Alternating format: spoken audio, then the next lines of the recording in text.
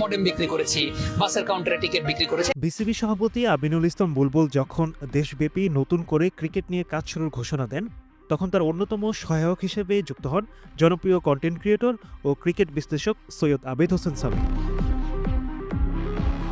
কিন্তু কিছুদিনের মধ্যেই এক স্ট্যাটাসে সামি জানিয়ে দিয়েছেন তিনি আর এই দায়িত্ব পালন করতে আগ্রহী নন। সামির দাবি তিনি নিজে থেকে এ দায়িত্ব চাননি, বিসিবি সভাপতির অনুরোধেই তিনি এই ভলান্টিয়ার পদে যুক্ত হয়েছিলেন। প্রথম থেকেই তাকে জানানো হয় কোনো সম্মানী বা আর্থিক চুক্তি নেই, প্রেসিডেন্ট শুধু যেসব বিষয়ে মতামত চাইবেন তিনি শুধু সেসব ক্ষেত্রেই সাজেশন দেবেন।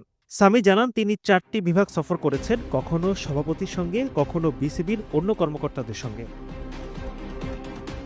স্থানীয় সমস্যা চিহ্নিত করে প্রতিদিন ডে রিপোর্ট জমা দিয়েছেন সংশ্লিষ্ট বিভাগে। তবে এর মধ্যে একটি গোষ্ঠী তাকে নিয়ে নানা প্রশ্ন তুলছে, বিশেষ করে কেন তিনি কন্টেন্ট তৈরি করছেন তা নিয়ে। সামি বলেছেন কন্টেন্ট করাই তার পেশা, আর তিনি সেটা নিজের খরচেই করছেন। ক্যামেরাম্যান বা রিপোর্টার ভেন্যুতে গেছেন তাদের নিজস্ব খরচে। তার ভাষায় সমস্যা তুলে ধরা এবং সমাধানের উদ্যোগগুলো দৃশ্যমান করা জনগণের জানার অধিকার। তবে এসব বিষয় ঘিরে প্রেসিডেন্টকে বারবার বিভ্রান্ত করার চেষ্টা করা হয়েছে বলে মন্তব্য করেছেন সামি। তাতে তিনি মনে করছেন তার উপস্থিতি প্রেসিডেন্টের কাজের পথে বাধা হয়ে দাঁড়াচ্ছে।